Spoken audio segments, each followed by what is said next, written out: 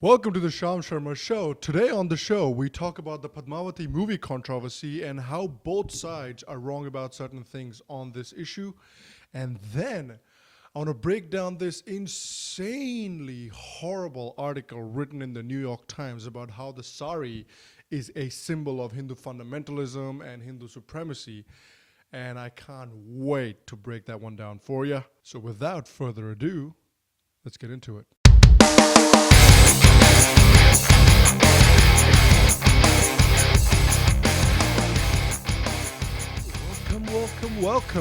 Welcome to the Sham Sharma Show. Thank you for coming back. Thank you for watching. And if you're a first-time watcher, welcome. You're going to have a good time. All right, now our first story of the day is related to this movie that's coming out in India called Padmavati. And this movie is based on a poem that was written by the poet Malik Muhammad Jaisi back in the 16th century. It was one of the first works that was done in the language Awadhi. Now, there are already massive doubts about how historically accurate this poem that was written by Malik Muhammad Jaisi, the poem was called Padmavat, by the way. So there's already huge doubts about the historical accuracy of this poem. A lot of people believe that the poet has taken a lot of poetic licenses with the poem and in terms of history doesn't really match up or add up quite well. And the director of the movie, Sanjay Leela Bhansali, has based his movie almost entirely on this poem. So obviously a lot of people are saying that this movie is not historically accurate, and then there's been a lot of calls for boycotting of this movie. Now recently on Wednesday, an outfit called the Rajput Karani Sena, they came out and they said that they will boycott the movie and they want to ask for banning the movie on December 1st when it actually comes out. And if the movie does not get banned, then they will hold a Bharat Bandh or an India Bandh on the 1st of December, which is again the release date of the movie.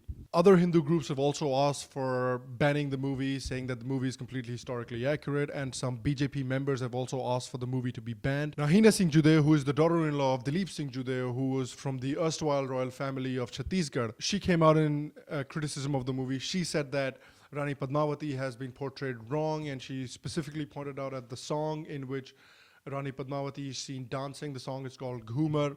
She said that no Rajput princess would ever dance in front of anybody, and people shouldn't play with history like that. And a portrayal of a Rajput queen, of a proud Rajput queen like this, is very wrong. And I agree with her. And I agree that Indian cinema and Indian directors have long taken liberties when it comes to history and when it comes to portraying Mughals a certain way and Hindus a certain way back in the Middle Ages, back in the medieval times. Here's where I think that the right is wrong about this. I think they're wrong to ask for banning the movie. If you want to know one perfect way to give the other side all the power and all the sympathy and all the support, you ask for a ban. By asking for banning Padmavati, by asking for saying that the movie should not be seen by anyone and the government should take punitive action against the people who made this movie, you're just losing any credibility that you would have had otherwise. The better action to have taken, if you really want to make a statement, if you really want to make a difference, what you do is you create this groundswell of support on social media. You go on other public platforms, you go on news channels, and you create this groundswell of support where you say that, okay, we think this movie is historically inaccurate, we think this movie insults Hindus and it insults Rajputs, and what we're going to do about it is that none of us is going to go watch this movie. We're not going to go watch the trailer on YouTube. We're not going to go watch the movie. We're not going to give this movie any of our money. We will starve this movie and this director of the one thing they need most, which is money. If you really think that this movie is terrible, don't go watch it. Make sure that this movie bombs at the box office. Make sure that this movie doesn't make any money at the box office. And then this will send a much better message to people who make these kinds of movies that, okay, these kinds of movies will not work in India anymore. Asking for a ban is wrong. That is completely against what the freedom of expression enshrines in the Constitution. The movie, as far as I'm aware, is not asking for violence against Hindus. It's not promoting violence against any particular community. And as long as it's not doing that, they can say what they want. They can show what they want. I might not agree with it. I don't even think Sanjay Leela Bhansali is a particularly good director. I watched his movie Ram Leela, and it was a horrible movie. It's a terrible movie. I don't think he's a particularly good director. That's, again, my opinion. There must be people out there who love him, which is why he keeps making movies. But trying to ban his movie, trying to ban him, trying to take punitive action against him, this will just make martyrs out of Sanjay Leela Bhansali. This will make a martyr out of Deepika Padukone. This will make a martyr out of this movie. And this will inadvertently lead to people going and watching the movie just out of curiosity, like, what the hell's going on? So this is a completely wrong step. And also, I also found out that there were apparently some people who went to Jaipur where the movie is being shot, and they vandalized the set and they threatened the director of the movie, and those people should be punished by the law to the fullest extent. Again, that is not something that is enshrined by the Constitution under freedom of expression. You cannot go and physically harm someone for expressing their opinion, whether you think their opinion is wrong. There's a gajillion people on the planet that I do not agree with, but that doesn't mean I get to go to their house and punch them in the face. That's not how the world works. Now, this is where I think the right has gone wrong on this issue. But I also feel that the left has gone wrong on this issue as well. Now, recently, Deepika Padukone was asked about this whole controversy related to the movie. And she came out and she said, "Oh, it's appalling. It's absolutely appalling. What have we gotten ourselves into? And where have we reached as a nation? We have regressed." A lot of people came into support of her. She said, "Oh, yeah, a lot of media persons, a lot of celebrities came in support of her," and she said, and they said, yeah, oh yeah, India has regressed, and this Hindu fundamentalists, they're ruining the country, and so on and so forth. And I don't agree with that also. I don't think that's true. The left is doing to the right what it accuses the right of doing all the time. So they're taking a very minuscule amount of people, they're taking like these few people who are creating a ruckus about this, and they're equating with the whole nation, that the whole nation has somehow regressed after, and this has been a common theme after Prime Minister Modi got elected, that the day that Prime Minister Modi got elected, a switch went off and just the nation just went back 200 years. As far as I know, the movie has not been banned. And as far as I know, the Central Board of Film Certification has also not made any cuts to the movie, and they've passed the movie as it is. Also, the Information and Broadcasting Minister Smriti Irani, she has come out in support of the movie, and she has said that she will ensure that the movie is shown on schedule. She will make sure that the state governments also make sure that the movie is given and the people around related to the movie are given the protection it needs. And credit also needs to go to Devendra Fadnavis, who is a BJP chief minister in Maharashtra, who went ahead and who gave full protection to the people related to the movie as soon as he found out about the ruckus that was being created around the movie as well. And I know it's their job.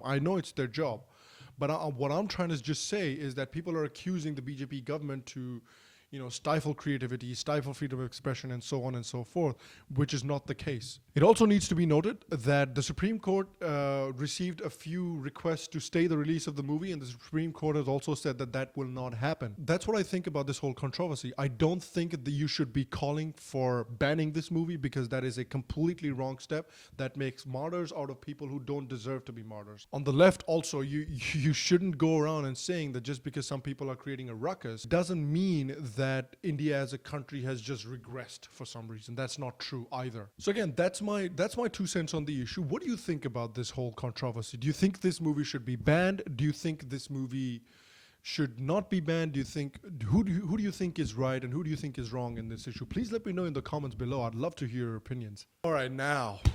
So this article has been doing the rounds on Twitter, and it's an article written by this gentleman called Asghar Qadri in the New York Times. So anybody who's been following the New York Times and CNN and BBC and the kind of articles that they write about India, they probably know what's coming. You probably also know because I kind of announced it in the beginning of the video. All right, are you ready for this? So apparently the Saree, yes, the Saree is now a symbol of Hindu fundamentalism and Hindu supremacy over other religions. So the article's headline is, "In India, fashion has become a nationalistic cause." So I'm going to go through this article and I'm going to offer my rebuttal to this article. So I'm going to go through pretty much almost the entire article here, because articles like these is very important to counter, because outlets like CNN, the BBC, in India, we know that NDTV and Indian Express and outlets like these, they publish stupid articles like that all the time. But what a lot of people don't know, that outlets overseas like the BBC, CNN, New York Times, they have a long-standing bias against India as well. This is not the first article like this that these outlets have come out with. There have been plenty. I don't know how many people remember the article that I think it was CNN that came out with, that called Burhan Wani a wanted terrorist who murdered army officers and police officers as a rebel leader, knowing that he belonged to Hizbul Mujahideen, a known terrorist outfit.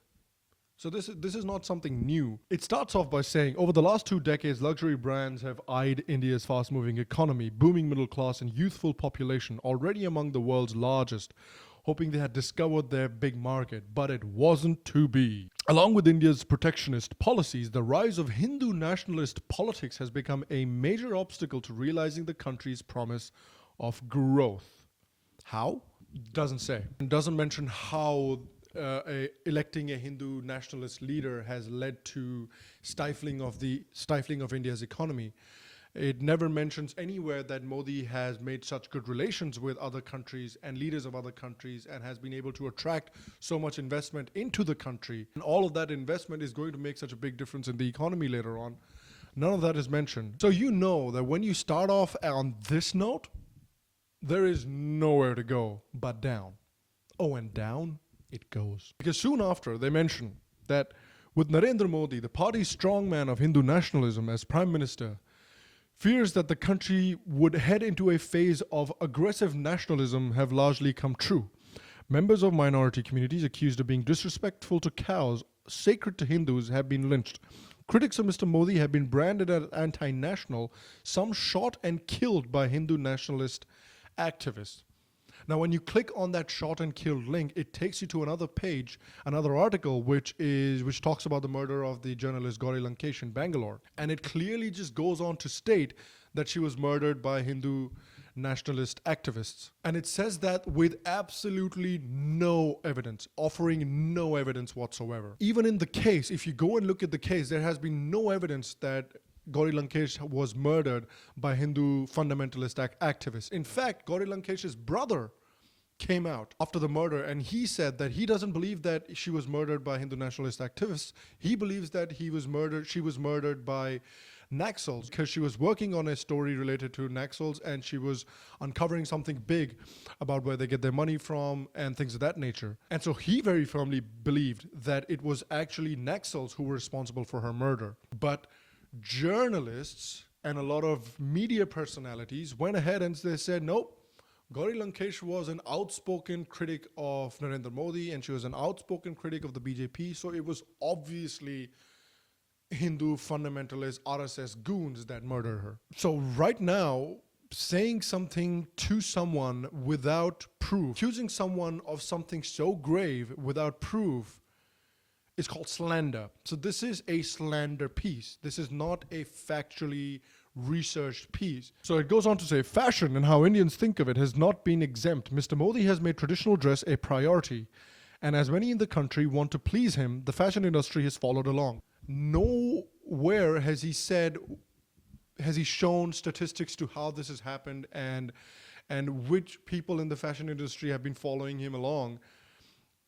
No proof of this whatsoever. Just Mr. Modi's efforts to restore Indianness in Indian fashion began with his Make in India campaign, announced just months after he took office. The initiative to encourage local manufacturing was initially led by an urbane party politician and fashion designer from Mumbai, Shahina NC. And in August 2015, she introduced the Banarasi Textiles Revival movement at a fashion exhibition. So he's basically saying that because the Modi government came into power, he pushed for Make in India and he pushed for creating, revitalizing the Banarasi Saree sector, and somehow that is tantamount to promoting Hindu fundamentalism and Hindu supremacy over everyone else. And I really do think that this person has never heard a little known concept in economics called comparative advantage. Comparative advantage states that every country has something that they do better than everyone else. So what do you think is smarter?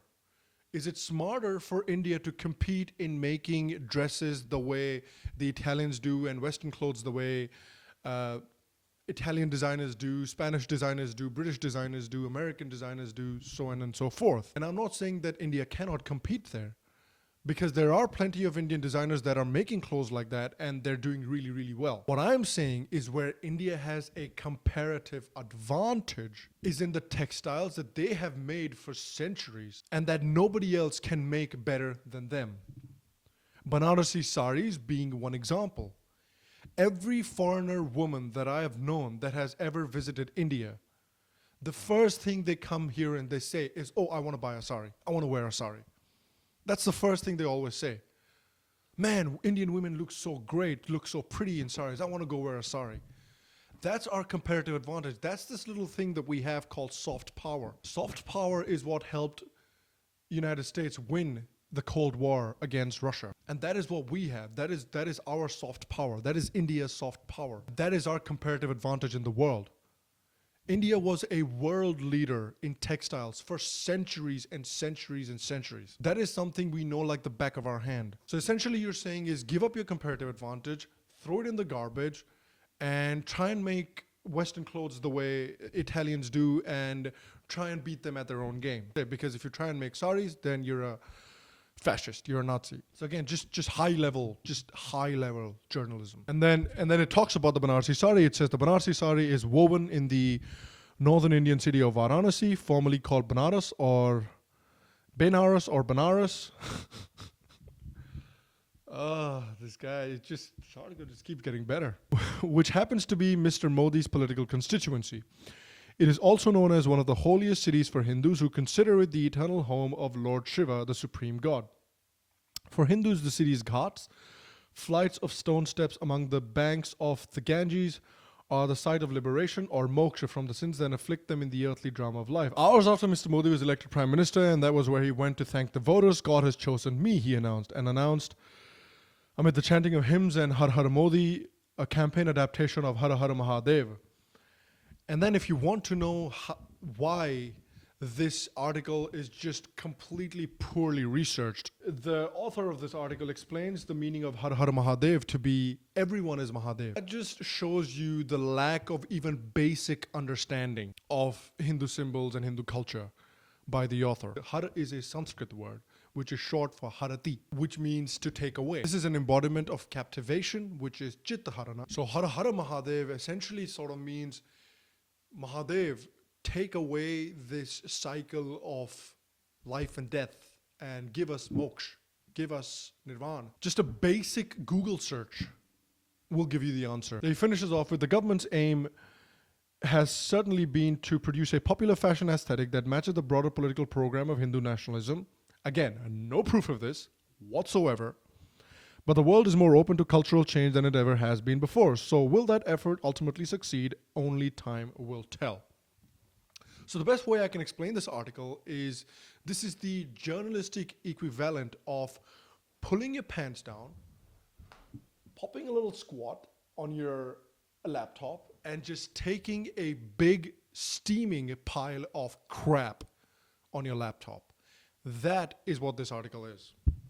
And it's important to counter articles like this because this is nothing new. This is a long-standing bias that these outlets have held against India and anything, literally anything that Indians take pride in. So it's very important to counter propaganda like this. And that's the show. Thank you very much for watching the show. Again, I appreciate you. Both of these stories are pretty controversial recently, so let me know what you think about them, and I would love to hear your opinion, so comment down below, yeah? Again, if you're enjoying the show, if you're enjoying what you watched today, and if you're enjoying what you watched before, like the show, share the show, tell your friends about the show, and subscribe to the show's channel. Again, thank you very much for watching. I appreciate you. I will see you on Monday, and until then, stay happy, stay healthy, and I'll see you soon.